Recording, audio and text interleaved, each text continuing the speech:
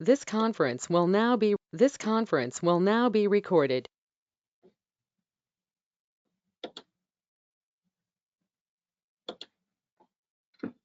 So the first presentation is the introduction to the Sustainable Development Initiative. And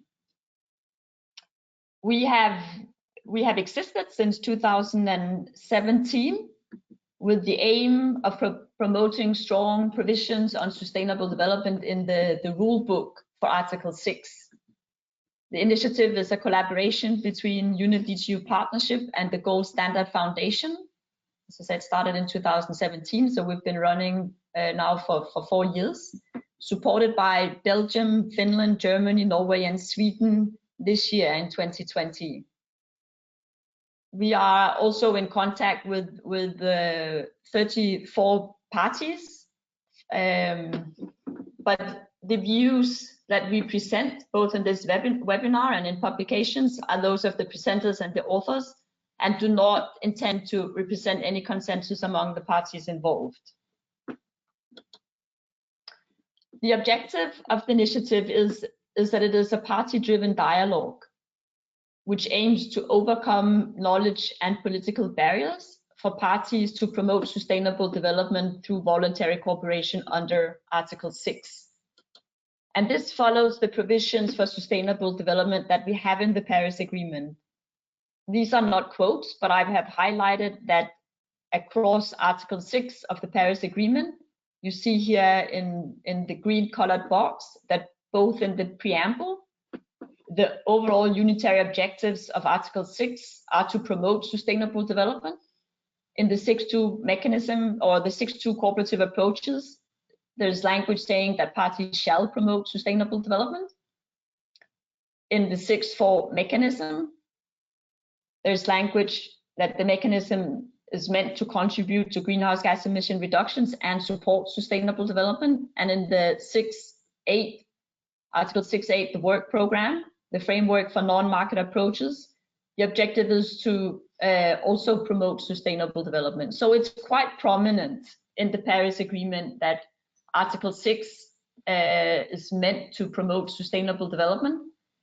And coming from past experience in the Kyoto Protocol, there was a similar objective, not as prominent as here, but lessons learned from particularly the clean development mechanism is that the implementation of these provisions were not as strong as they could have been, to put it mildly.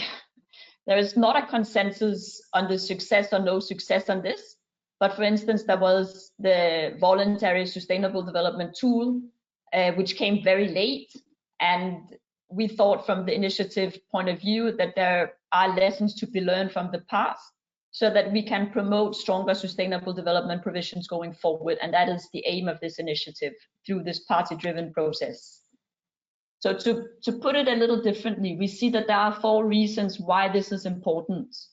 And one of those is for public acceptance, also known as the social license to operate, that activities, projects, programs for emission reductions, if there's no consideration for sustainable development, both the positive benefits, the co-benefits, but also negative impacts, it can be a risk, a reputational risk to the mechanism as a whole. We also think it can help raise ambition, that there can be interventions that are primarily have development objectives with mitigation co-benefits. So if you integrate the two, you can help raise ambition of mitigation actions. It can also help raise private funding in terms of mitigating risks, the negative impacts, and promoting the co-benefits. Private sector is increasingly interested in this. We'll hear more on that from Hannah, from a unit perspective. Also with regard to alignment with the 2030 agenda. So now that we have 2 historical agreements in 2015, there's opportunities for aligning so that we harvest the synergies and we avoid duplications. And that is also an intention of this initiative, to align. So we have for 2023 work streams in the initiative. The first one is about a party-driven dialogue, mainly with negotiators, and we're really happy to have UK and Chile outgoing incoming presidency of the COP with us today. This is the focus of the first work stream. In the second work stream, we work with pilots to test sustainable development tools and approaches to Article 6 pilots, and to share the lessons learned and demonstrate in practice how it can be done based on gold standard unit DTU experience in this area. And the last one is a new work stream where we intend to explore the interest in forming a community of practice through outreach and strategic partnerships. So we do intend to have a series of webinars in this work stream. This is the first one, however. So you've seen the webinar program. We will follow this order, and I will just say enjoy. And Owen will be our moderator, and Sven, you will be our first speaker. Thank you, Karen. So I will take the control.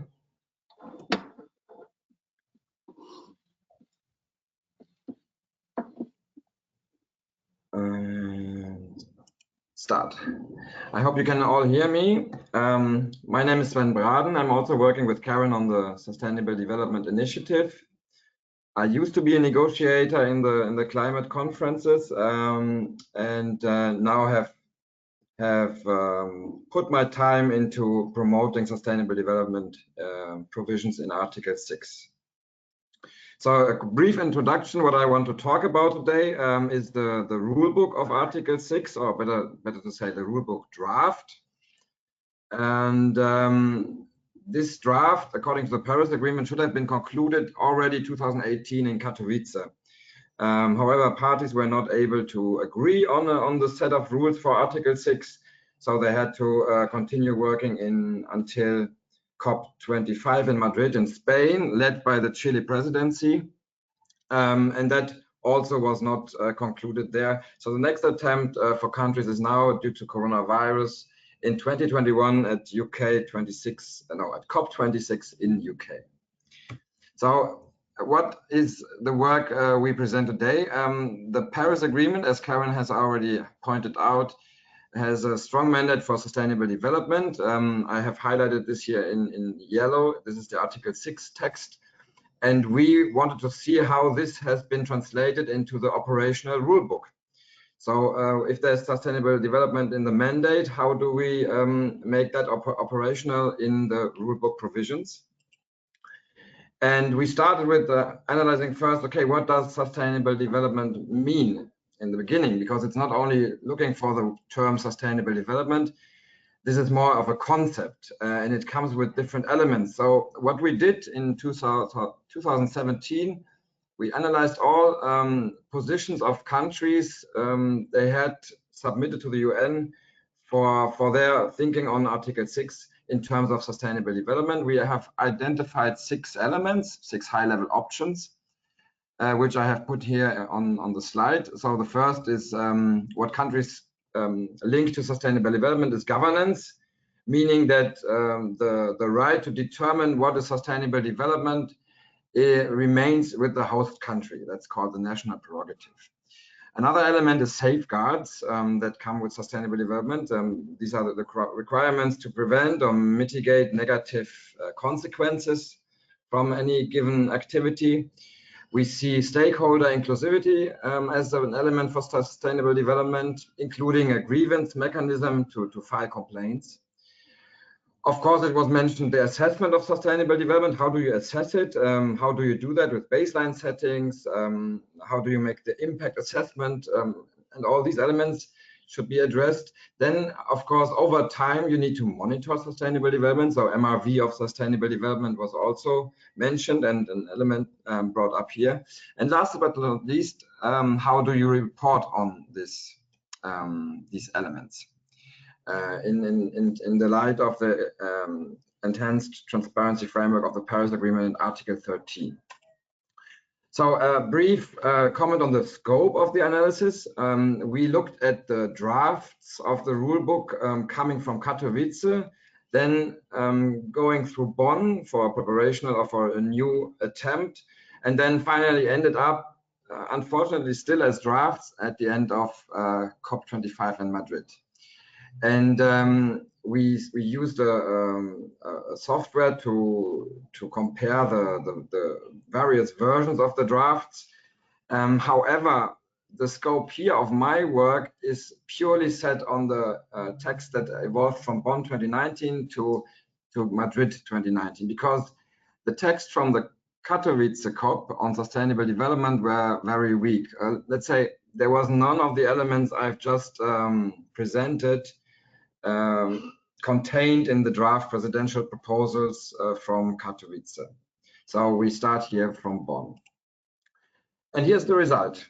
On Article 6.2, the corporate approaches that establish this framework for voluntary cooperation between countries, we have analyzed these elements that I just presented, and I start here with the safeguards. And even though former drafts had options included that safeguards should be embedded in Article 6.2 guidance on environmental and social impacts to avoid them, these provisions fall out on the final draft. So there are no safeguards in Article 6.2 guidance anymore. We see this as a problem because that could undermine the credibility of this framework from the start, and we ask parties to consider introducing that back into the text drafts. The same is true with stakeholder consultation. Even earlier versions did not have stakeholder consultations, nor do have the actual drafts. The possibility to get communities and people affected from the project involved in activity planning and implementation is important. Even though we know that most countries have that by domestic law, I think it should be mandatory to bring that also on the international level. And it would give the mechanism or the framework the social support it needs. Then assessment and monitoring of sustainable development is also not mentioned. That's in a package that makes it very weak on sustainable development in general. So 6.2 is lacking some of the core elements we have identified are important for sustainable development. The only mentioning of this concept is in context of reporting. That comes to the conclusion for us that sustainable development in Article 6.2 is only a reporting element.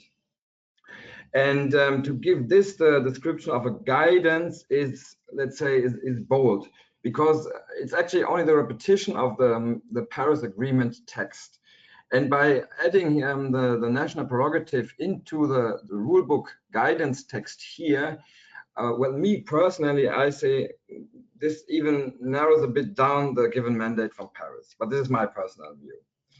So while 6.2 is obviously weak on sustainable development, the picture is completely different with Article 6.4. Here we have, I will start again with the safeguards. The safeguards options were included in previous drafts, and they remained in the drafts and are still there. So they are currently the guidance or the rules, modality, and procedures, as it is referred in Article 6.4. They are there. Provisions to avoid negative and social impacts are there. Of course, well, not of course, but reference to human rights fell out due to political understanding or issues of understanding between some parties. But this safeguard provision is an important and necessary element. Then on sustainable development in general, here we see an embedment of sustainable development as a concept in the architecture of Article 6.4 as a whole. This is established by the phrase that host parties shall ensure that it has indicated publicly how its participation in the mechanism contributes to sustainable development. So this is an obligation to go public with the explanation on how you want to ensure sustainable development. This is an improvement also compared to the CDM of the Kyoto Protocol.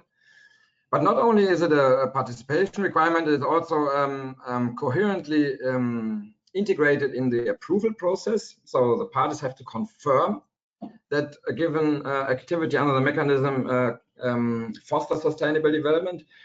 And here the presidential proposal even improved the text slightly more by including the obligation to explain how sustainable development is fostered. That is also a clear improvement compared to the CDM, where a sole reference to a sole confirmation, ticking a box that the activity contributes to sustainable development was enough. And now it's not enough anymore, at least to the draft. You have to explain it. Stakeholder consultation has also made its way into the draft guidance, and that is good to see. And we even observed that the presidential proposal at the end further developed the stakeholder consultations by naming local communities, indigenous people as applicable. Part of the stakeholder consultation is also a grievance mechanism, that you have the possibility to submit complaints to the supervisory body of 6.4. That rule is comes with a caveat that the supervisory body has to make decisions on its own previous decisions. And we acknowledge that the role of such an international body is always tricky, and it's difficult to do it in a clean way.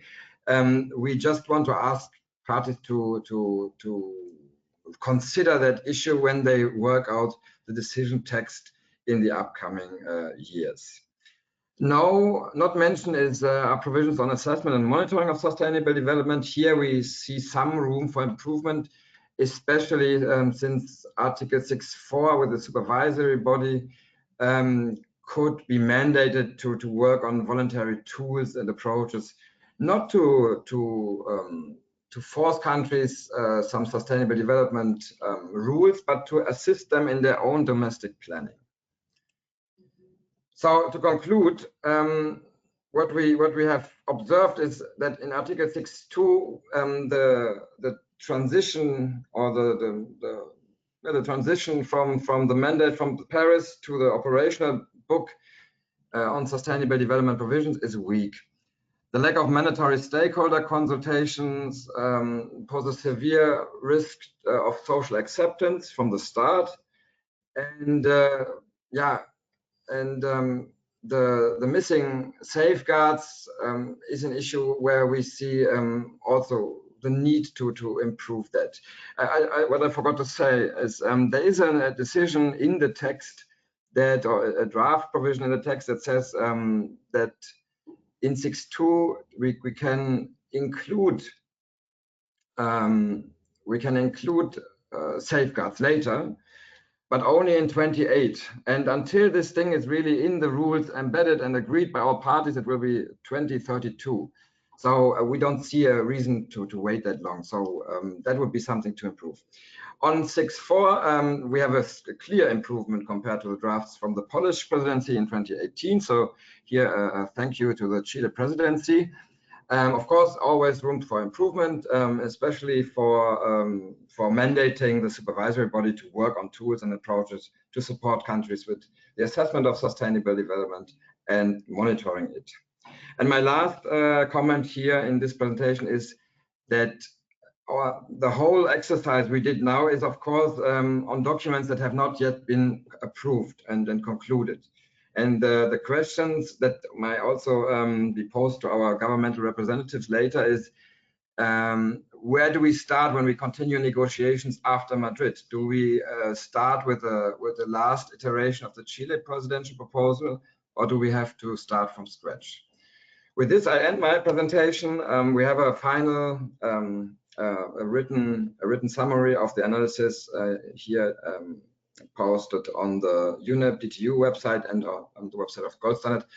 Thank you for your attention, and over to you, Owen or Hannah, please. Thanks, Sven. I'm just going to share my slides. Can you hear me okay?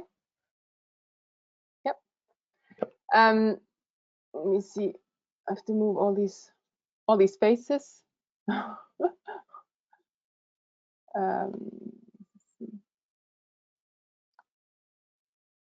Okay.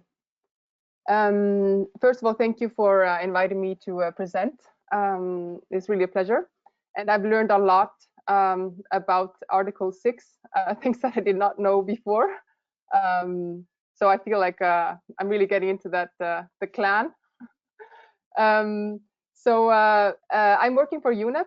I'm based in Paris. I'm working for UNEP Economy Division, and in a unit that specifically looks at production and consumption from a sustainability point of view. Let me see.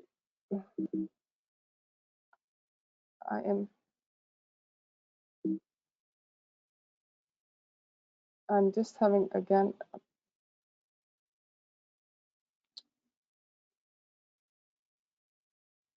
Sorry, I'm just having a problem again with the switching of slides.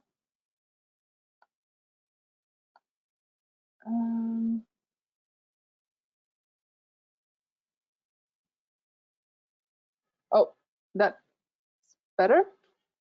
Sorry for that.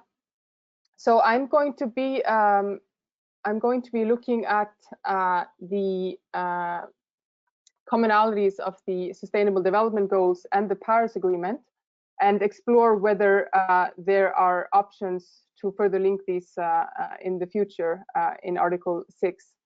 And as Karen mentioned, there is we want to avoid duplication, and it seems really a pity if we're inventing something new on sustainable development within Article 6 when there's a whole big framework out there. Sorry.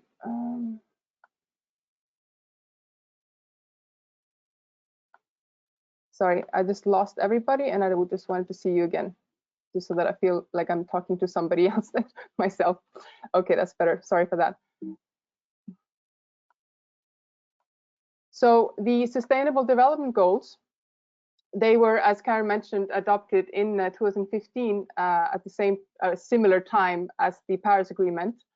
So they were adopted by all UN member states at the same time as the 2030 Agenda for Sustainable Development. So they are in a way an action plan for governments to how to implement the 2030 Agenda. But it's very much in the hands of member states how they go about that. But I will go into that a bit further in this presentation. So when we look at the alignment, when we look at the alignment of the SDGs and the Paris Agreement, the most obvious one is through SDG 13 on climate action. And in particular, SDG 13 states that the UN Framework Convention on Climate Change is the primary forum for negotiating the global response to climate change. So this is a very important point because it shows that there is a clear link, and we don't want to duplicate efforts, but rather use what is already out there. In fact, all of the 17 SDGs have some link or another to climate change. It depends on the SDG, how strong this link is, but other obvious examples are, for example, SDG 7 on affordable and clean energy. SDG 7 concerns in particular the production and use of renewable energy to lower greenhouse gas emissions. And a favorite SDG of mine is SDG 12, basically because me and my colleagues are very much working on this SDG on different fronts. Some of my colleagues are working on sustainable tourism, some of my colleagues are working on sustainable consumption, and me in particular, I'm working on corporate sustainability reporting. So we're looking also to see how can corporations help in achieving the SDGs, because for the moment it's very much in the government's hands, but in practice it's really the companies that are polluting and having a sort of a negative and potential positive effect on the society around them. So it's really it's a very important point. There is a particular indicator under SDG 12, so that I become a little bit technical here, that concerns corporate sustainability reporting. So this is actually one of the examples of the SDG where the SDGs connect directly to the private sector, and this is not always the case in the goals, but this is one example of a very clear goal that brings in the corporate sector. So I think it's also important, an important part in this discussion to show the link with Article 6. So the indicator 12.6.1 is on the number of companies publishing sustainability reports, and I've been involved in implementing methodology that has been created for this indicator, both at the global scale, trying to figure out how can we best use global technological platforms to collect these reports, and also how can we work best with member states to encourage and promote reporting in the different countries, and help them also, how do they collect the report? They don't necessarily know always what companies are reporting and in what way.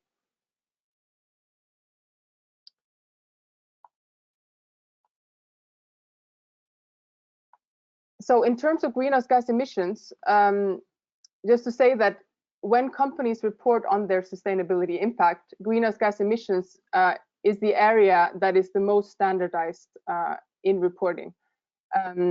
So it's really an area, like if a company is issuing a sustainability report, it is most definitely reporting on their emission.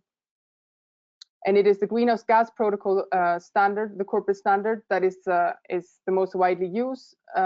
It covers both direct emissions from the company, but also that is scope 1, and then scope 2, which is the indirect emissions that comes through the use of energy and heating, for example. And then scope 3 that I have to say very few are managing to report on because it concerns the wider value chain of the company. So the products and services it buys or uses, and also on the downstream, the impact of the company's products and services on the environment and emissions.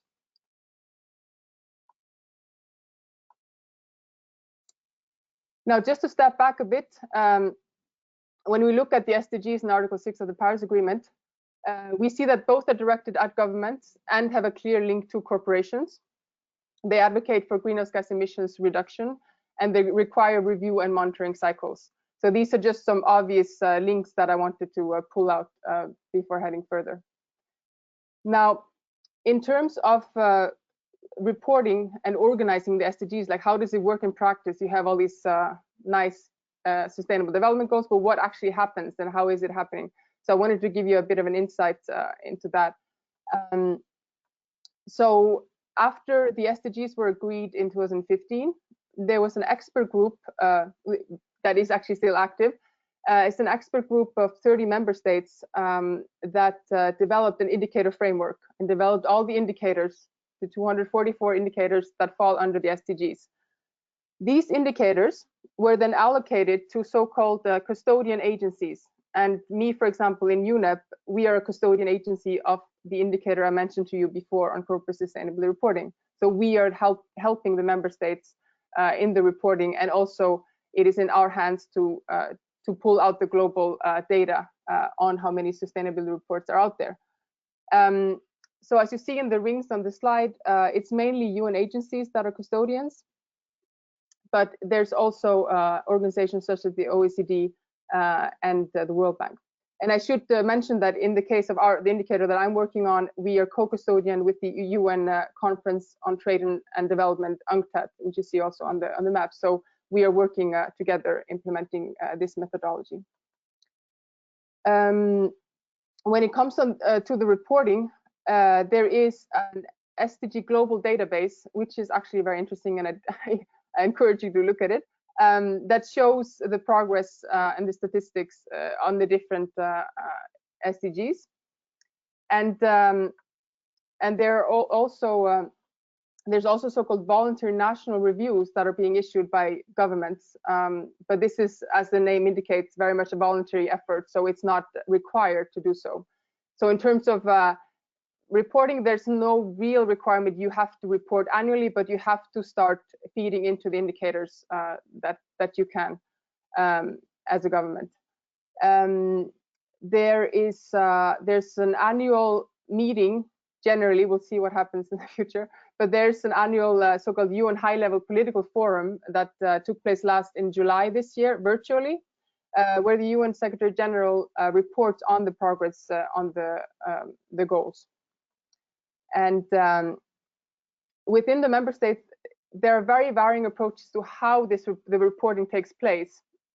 And just to mention that when it comes to the political the political discussions on the SDGs, is most often either the foreign ministry or the prime ministries that are involved. But when it comes to the actual data, it's more the statistical offices that are involved in that. But for certain environmental data, it could be the environmental ministries and so forth. So it really depends on the natural circumstances and availability also of data.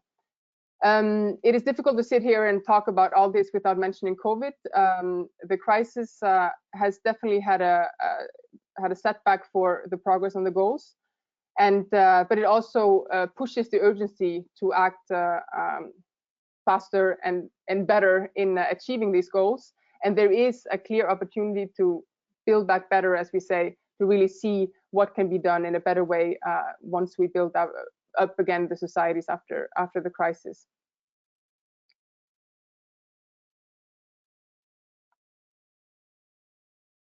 Now, I've been talking about the government's reporting on the SDGs, but when you think about the sort of the environmental impacts within a country, it is often private corporations that have that impact. So what has been happening in the last years is that governments have been regulating more and more that corporations should be reporting on their sustainability performance. And when I talk about sustainability performance, I'm very much talking about environmental performance, such as the greenhouse gas emissions, the energy consumption, waste issues, water, etc. But there's also factors such as gender issues. There are health and safety issues. So there's a lot of social impact as well that are reported on. And there's also a governance dimension that concerns how, for example, the board is interacting with the CEO, who's responsible for what, the transparency, etc. There's also been growing pressure both from NGOs as well as investors that have been pushing companies to be more transparent on their sustainability performance. And I believe that with the growing, you see the young people today, that they're becoming more and more concerned about these issues. And you see also how the world is maybe unfortunately changing a little bit around us. And I can see that there will be more and more emphasis on these issues as we move forward.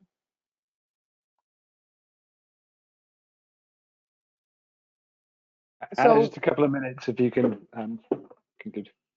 Two more minutes? Yep. 2 more, okay, sure. I wanted to show you that that it has almost doubled in the last few years, the number of regulations that have come from governments that basically push or oblige companies to report on their sustainability. And if we look on the right side, you see that the issues that are most often in these regulations are exactly greenhouse gas emissions and other climate change mitigation issues. Governments have a few, they often refer to frameworks for reporting for the companies. So they will maybe reference, for example, the GRI standards, which is the key framework, or they might use the integrated reporting framework that is a bit more geared to investor needs.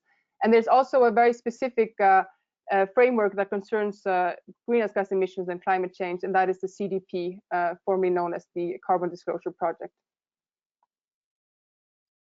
And in all of this, we see that corporations are reporting one thing, and governments are reporting more globally on the sustainable issues in the country. So there's now a movement to try to connect the two better, and there's effort from reporting framework organizations and other standard setters and in institutions such as the World Economic Forum, to really try to bring this more together. And I think there's a big opportunity for governments and corporations to work more together in seeing how they can advance on the Sustainable Development Goals. So this is definitely also an area where the governments could take a stronger lead in telling companies where they should be putting their focus, because often it's a bit out of line with the national priorities. Now, just to conclude, we can ask ourselves, can Article 6 activities help governments reach the SDGs?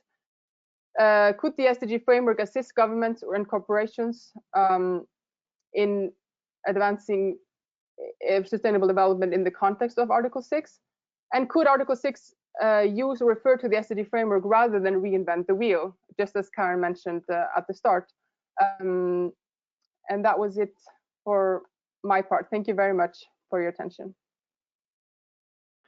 Super, thanks Hannah and Sven and Karen for reflections. And hi everyone, I'm Owen Hewlett. I'm the Chief Technical Officer of the Gold Standard Foundation and the other partner in the SDI program. And if you know us, you know we've been involved in pushing for and pioneering SD provisions in markets for nearly 20 years now, and trying to demonstrate how those work. And just to briefly reflect, I would say, if I was to pick one lesson out from all of that time, it's that robust, well-managed SD provisions in market and non-market mechanisms can optimize the climate side of the equation as well. And so it is tempting to see these things as bolt-on or separate. And certainly, you know, things like safeguards for child labor and indigenous peoples are super important adds to any project, not just carbon markets. But take a provision like stakeholder inclusivity. You will get a better climate result if you've included the local and affected stakeholders, and you will avoid problems if you give those stakeholders the chance to give you that feedback. So it is tempting sometimes to see these things as bolt-on, but certainly our experience is quite different to that. But I don't want to talk about our experience. We've got two guests with us today that I think have an interesting insight into the progress in the negotiations from the incumbent presidency to the forthcoming. And I really wanted to start, Juan Pedro, if I may, with your reflections on what you've heard and the general SD discourse. But I'd also like to kind of pose a question, really, which is to Sven's earlier point that we saw between COP24 and into COP25 quite an increase in the relevance of sustainable development provisions. So I'd love to hear your reflections and observations on that specific point too, and where that came from, if I may. Okay, thank you very much, Owen. Thank you, Sven, and the SDI initiative for inviting me. I don't think I'm going to be able to respond to all those, changes that Sven had put so nicely in comparing the June text and the final COP25 text, because I really don't have this straight answer. But I would like to first of all, thanks, Sven, for this very useful analysis. Please share with me the software, because it's really hard to follow all the the documents, the tons of documents, and to follow the changes. But let me just start by saying that from the Chilean delegation point of view, it was very frustrating not having been able to really close the deal in Madrid, and I assume that our Polish colleagues felt the same back in Katowice. But I guess at the same time, we were reassured that every possible effort was made. I'll come to SD later on. So I was present in almost every meeting that Minister Schmidt held with a group of parties and with parties, and endless consultations. And believe me, she did her best, her most, to try to get parties to a common ground and to really reach agreement. But it seems again that we were very close. I felt at the very end that we were so close to reach the deal, but it seems that again parties needed more time, especially because when we discussed the transition of pre-2020 units issue, that took a very long, and that I would say, in my opinion, that concentrated most of the efforts to understand what was at stake at that time. And yeah, I mean, according to many of the proposals that were put on the table, which I saw for the first time, very interesting one, it seems that people needed more time to digest what was there. But again, the issues were, you know, the usual suspects, you know, OMG, SOP, adaptation finance, financing, the transition of the CDM, of course, corresponding adjustment. Those were the issues that I remember we discussed very much with parties. So coming to sustainable development, I'm not saying that it's not a relevant issue for the Chilean government. It is a relevant issue, but it wasn't the crunch issue in those, you know, late evening or late night meetings. So what I think, what is, I mean, trying to understand your analysis, Sven, I guess when comparing the June documents to the final documents in Madrid in terms of sustainable development, well, in June, parties were invited to submit, you know, and during the sessions, you know, different views on many issues, including sustainable development. That's why maybe we had a richer conversation compared to that back in Katowice. But you have to also remember that I think there's still some red line in all of these issues, including sustainable development. And for some parties, maybe mandatory reporting isn't something feasible, because it's just all about, I mean, it's mostly about sovereignty of parties. I mean, I have the right to say this is what I understand about sustainable development, but still, I'm very happy that that you have, I mean, put it very nicely, that we were able, sorry, to say that to progress more on 6.4 in terms of this issue compared to 6.2. And my feeling is because 6.4 is more top-down approach than 6.2. It's more, you know, and maybe it's more embedded, the concept is more embedded in the mechanism itself than 6.2. In spite that in 6.2, as you pointed out, and the previous speaker pointed out too, that it says shall. I mean, we shall promote sustainable development in 6.2. And I don't know, we as, you know, so-called negotiators, we like to stick to what it's written. So we stick to what is written, and what is not written, it shouldn't be you know, developed. But we also tend to read between the lines, so people understand different things. That I'm just trying to say that this is all about parties. I totally share your conclusions and your suggestions. I think sustainable development should be more present in 6.2, and all the related matters like grievance, safeguards, and stakeholder participation. But I guess this is upon parties to decide. It's you should have been there in those meetings. Believe me, it's so difficult. It's I mean, it's encouraging to be there, but at the same time, it's so frustrating when you see that parties are so I mean, so separate in terms of understanding issues. I would like to, I mean, personally understand, and I hope in this meeting we can talk about it. I don't really understand how a top-down approach to sustainable development should be designed, should look like, and should be measured. So I hope we can get a sense here.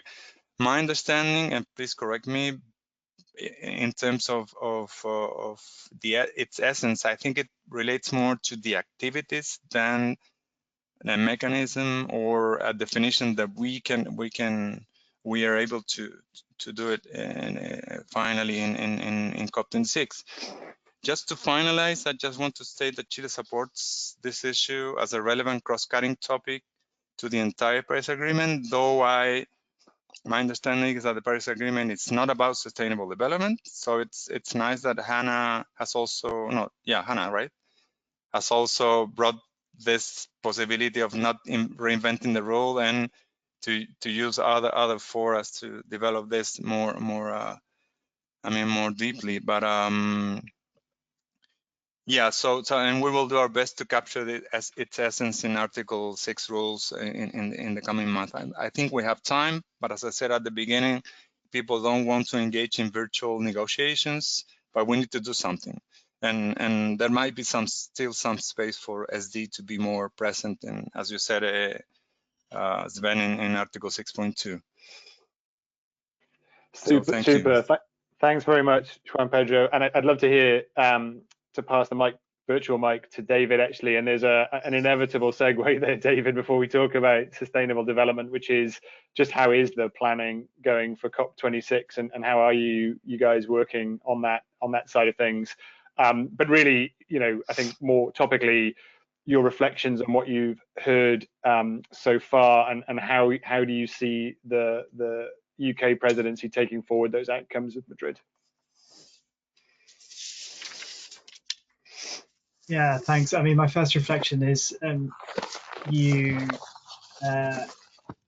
bid for a COP once in the process, and then we happen to bid in the year that there's a global pandemic. So planning is probably not as anticipated, but we make the best of the situation as we can. Firstly, just to say thank you to the SDI for the invitation. Thank you to my fellow panelists. Hannah said she's learning about Article 6. I'm also learning about sustainable development, so it's a useful opportunity for me as well. For those of you that don't know me, my name is David Hines. I work in the UK government's COP26 team, specifically on Article 6. And the risk of agreeing to be on a panel where you get put last is that all of the speakers before you steal all the best lines. So I will do my best not to repeat anything that's been said. I'll come to the process, which was Owen's question to me. But I basically just wanted to say three things. And actually, to answer a little bit Owen's question to Juan Pedro on the difference between coming out of a COP in Poland in 2018 and last year. I mean, I think it's with the benefit of hindsight, you can retrospectively say that Article 6 needed more time and more work at COP24. I think all of the negotiators would agree to that. And I think you see multiple bits of the text where it benefited from another year of discussion. And it could well just be that sustainable development was one of those. I mean, we benefited from having more time in the room. And there are definitely some that are grateful that the agreement wasn't adopted actually in Katowice because precisely for that reason. And Juan Pedro has already said the frustrations of the process in Madrid. I mean, I have to say we didn't reach agreement, but that's not the same thing as not making any progress. We actually no agreement masks the fact that quite a lot of progress was actually made. A few months ago, I was giving a presentation. I actually crunched the numbers, and I went through and I saw we went in with 600 brackets across 3 texts into the COP, and by the last few days we were down to just a few, and those are really the issues that remained open right at the end. So that represents a very significant streamlining and simplification of the text, and that is an achievement from the COP, even if ultimately we were not able to get the decision that we were after. And to Sven's question on his slide, do we start from scratch? I mean, thankfully, no. I don't think anyone could face starting from scratch at this point in the process. I mean, the mandate that we came out from was actually explicitly to continue our work on the basis of the discussions that we had in Madrid, because when eventually the subsidy resumes next year, it'll be on the basis of the 3 final presidency texts produced by Pedro and the team. So all of the progress that was made right at the end of the COP has been captured and will be built upon. And our task really as the presidency that's coming in is to try and guide that process, whereby we back the progress that's made, but we're able to build on the areas that still need some work. So there was actually good progress. That being said, we haven't finished our work. Clearly, it's still an open negotiation, and it's no secret that there are some quite contentious issues in our negotiation. Juan Pedro already mentioned them. And there is no agreement without working our way through those issues somehow. So that's clear to everyone. That's not the only thing that will be discussed over the next year and a bit. I mean, there are other issues as well. And this might well be where sustainable development falls. And it might well be the case that parties over the next year and a bit decide that amongst the other issues in the texts, they want to look at again. One of those is sustainable development. But we must go into these discussions over the next year and a bit with what Juan Pedro has mentioned firmly in mind, which is that there are quite strongly held views on this topic within the negotiation, and to varying extents, I think you see those reflected in the texts that the Chilean presidency produced in Madrid. And finally, just a little bit on process, which is what Owen's question was to me. I mean, it's unfortunate but necessary that the COP had to be postponed. It's simply not possible to hold a COP, let alone the COP we were trying to hold in the current circumstances. So the COP is obviously now going to take place next November. The substantive session, which had been penciled in for October in Bonn, has also been postponed until some point next year. That obviously poses challenges to the management of the process. I mean, the good news, I see a couple of familiar faces on the chat, but not many negotiators. So, I mean, the good news is the fact that in the absence of actual formal negotiating sessions, lots of work actually continues, and there turns out to be quite a high appetite amongst Article 6 negotiators for informal work on video conferences, and I think that's a really good thing, because you know, in the absence of those, we would be struggling to progress this negotiation at all. And as it is, we do have fairly regular discussions, and useful ones at that. So our hope and our expectation is that by the time we finally do meet in person in Bonn next year, whenever that is, we will be that much further along the road to reaching agreement, courtesy of these informal settings. And so really with that, I'd like to kind of end, but also to thank you guys at the Sustainable Development Initiative for making your own contribution towards these informal discussions, because you know we work with the technology and the solution and the situation that we have now, and it's important that we keep discussing these different elements of Article 6 as a means to keep up some sense of momentum. So we give ourselves the best chance of success both at the Subster next year, but also at the COP. Super, thanks, David. And I think we'd all sort of thank you in return for still trying to facilitate the negotiations, given all that's going on. It can't be an easy job.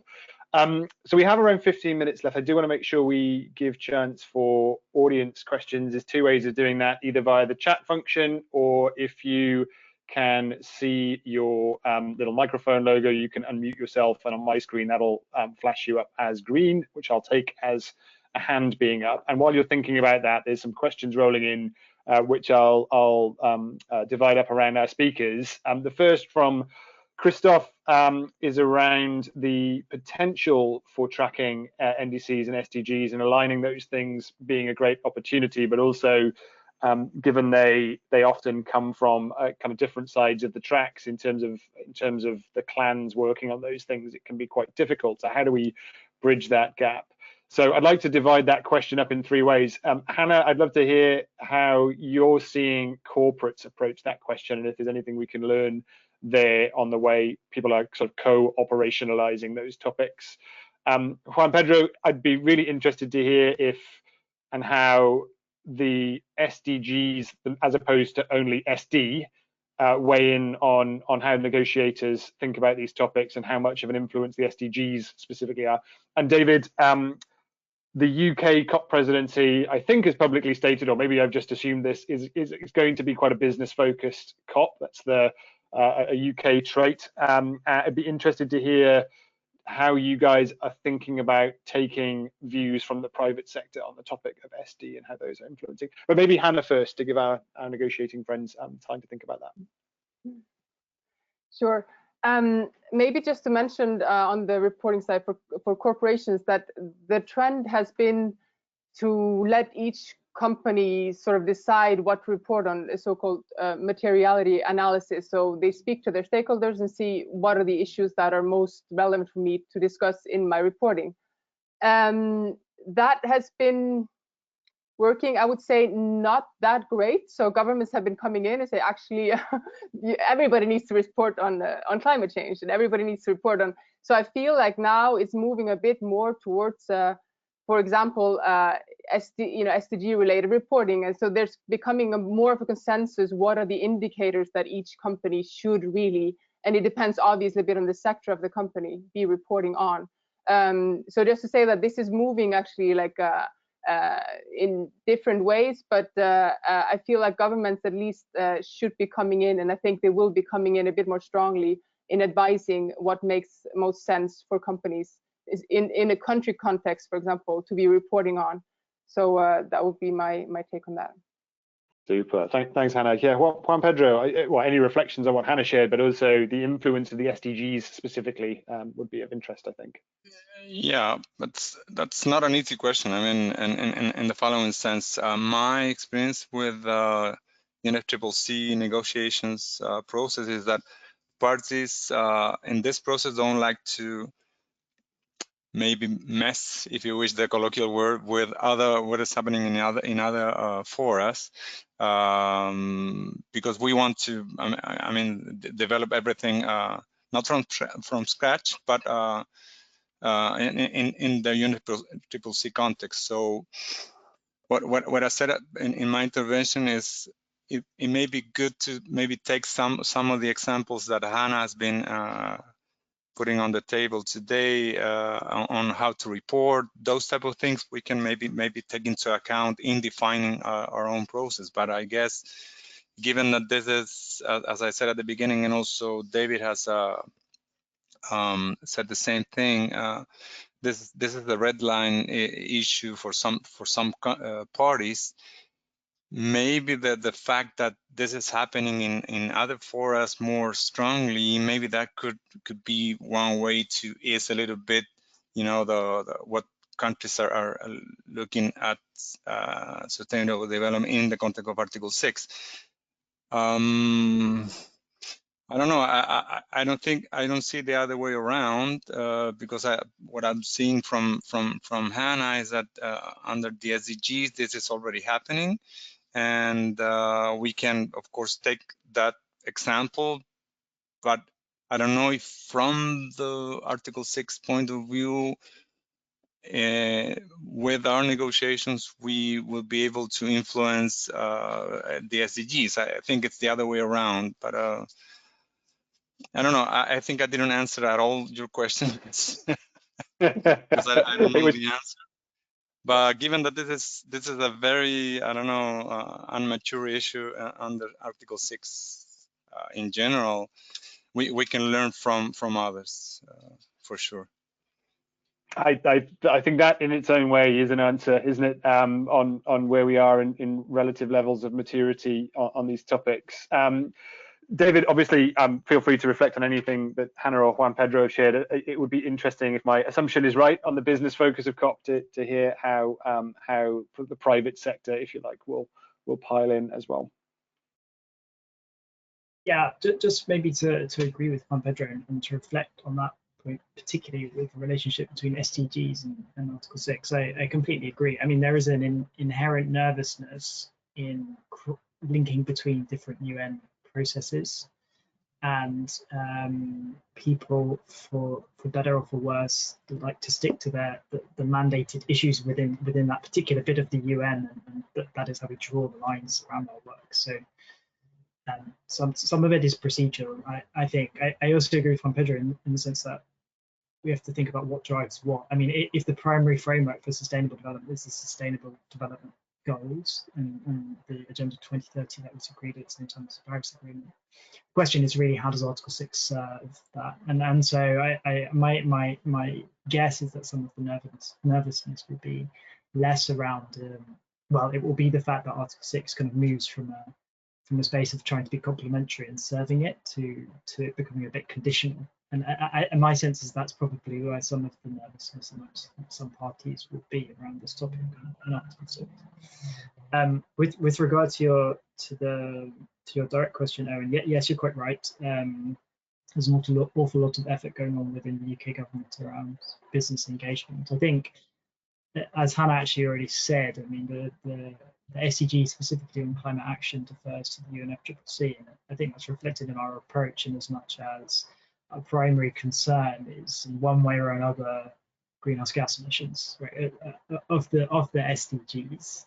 And of course, there are indirect things that are related, such as renewable energy, but primary GHG emissions. So, I mean, as you already know, but there's a big push amongst the UK presidency under the banner of the Race to Zero to get companies to sign up to plans towards net zero emissions, and that involves a number of things. But one of the things that it involves is some quite involved reporting on greenhouse gas emissions, and you cannot reduce what you do not report. So that is kind of a corollary of our push across the board to get big corporations to sign up to ambitious net zero targets, and one of the side impacts of that will be they'll need to improve the quality. Some of them will need to start, others will need to improve the quality of their emissions reporting, which will of course then impact the work that Hannah's doing on the corporate sustainability reporting under the SDG framework.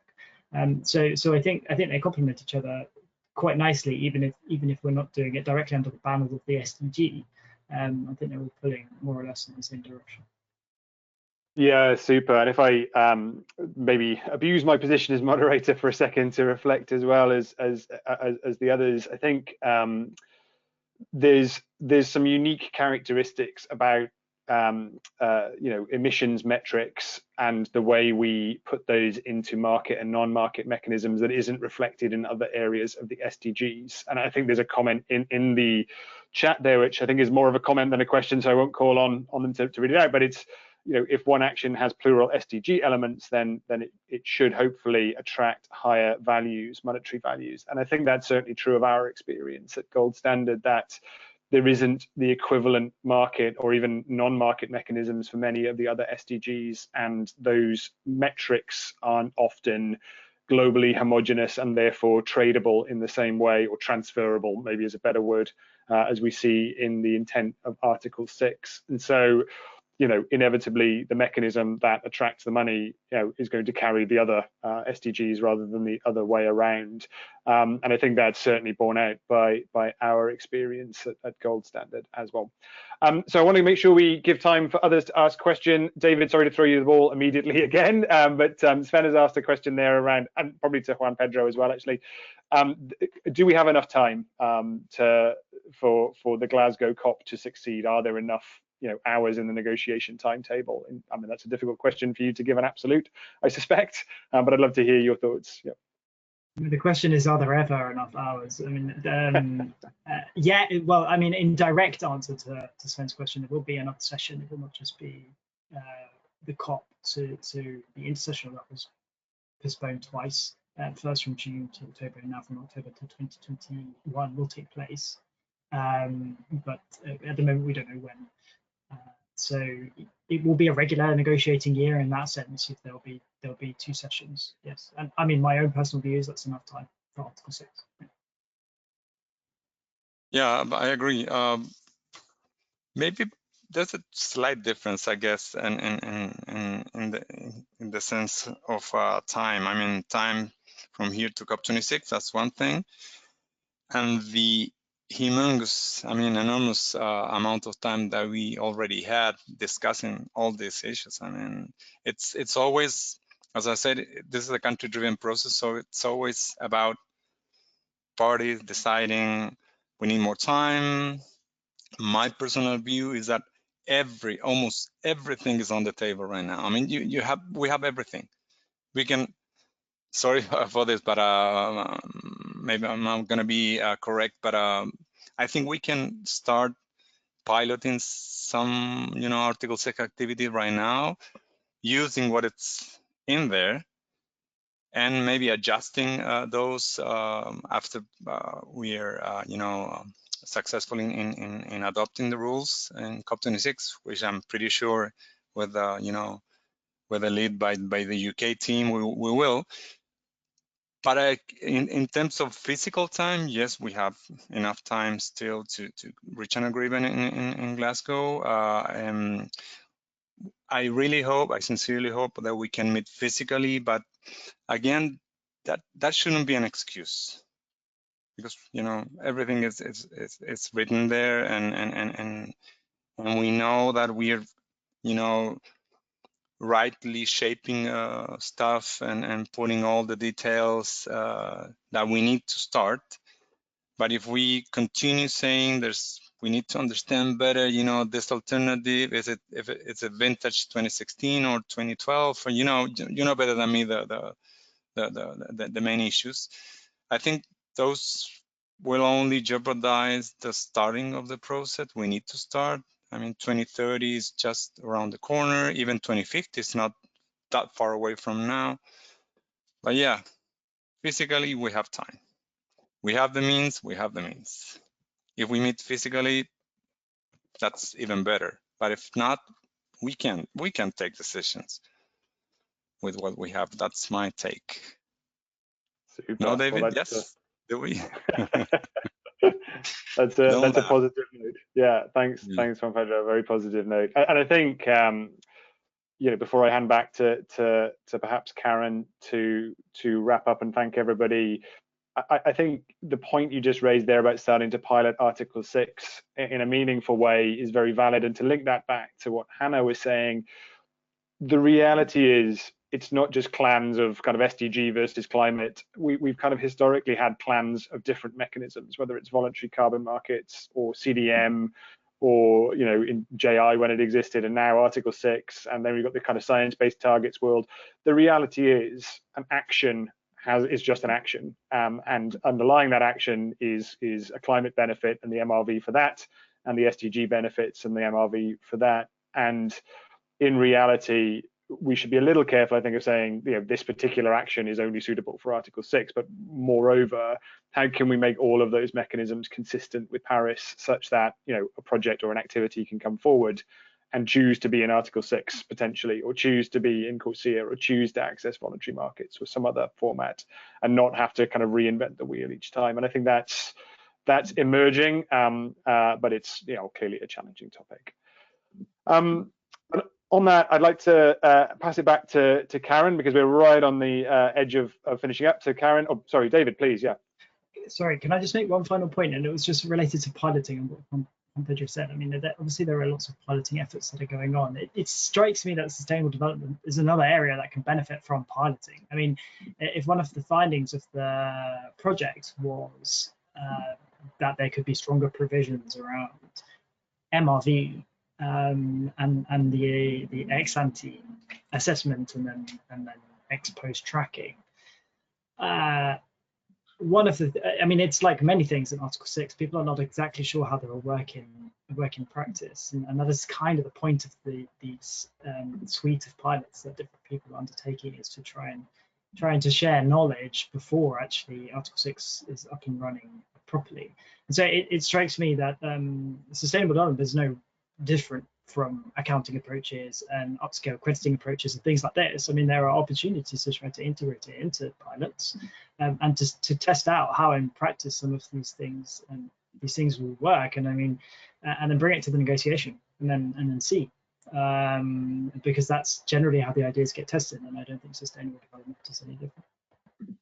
Well, thanks, David. Well said. And on that, Karen, yes, please. I'd love to wrap up.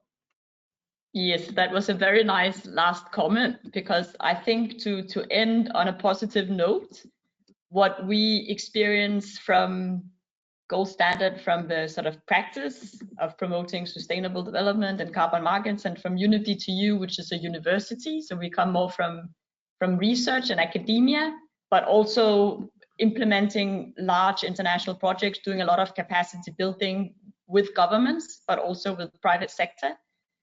It is striking that the sort of the challenge to promote sustainable development is not so much in practice, I would say, because most people see the importance of doing it, particularly from the finance community.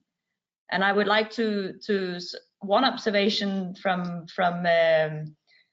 IPCC work, the 1.5 degree report. It talks a lot about sustainable development. It talks a whole lot about that when we are to upscale climate actions to achieve Paris Agreement goals, the speed, the scale of transformation to achieve these goals is unprecedented and cannot be done in isolation. You cannot take a climate first, climate only approach. It's a climate and sustainable development approach.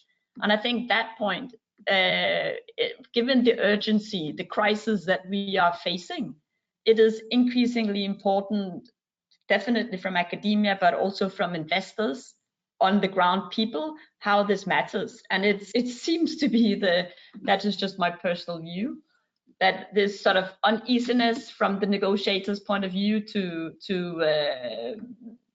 yeah, what is driving what? Is it the 2030 agenda or is it the Paris Agreement? I think it's mainly a negotiator thing. I'm actually more optimistic for underground actions. And we also intend to demonstrate that through the pilot work stream, and hopefully this can inform that we just get what is needed in the text, the COP26 text, so that it does not prevent actions from happening, but enables it. That is our intention. We would like to at least share our views with parties so that the COP26 text can enable these things and don't prevent it. And we have a lot to learn from the Kyoto Protocol. I think particularly voluntary tools and approaches, which is what we are recommending, hopefully should not step on parties' toes, and the need for sovereignty, which we fully acknowledge. So thanks a lot for being here, and be aware that we intend to have more webinars, but just thanks for your time and participation today.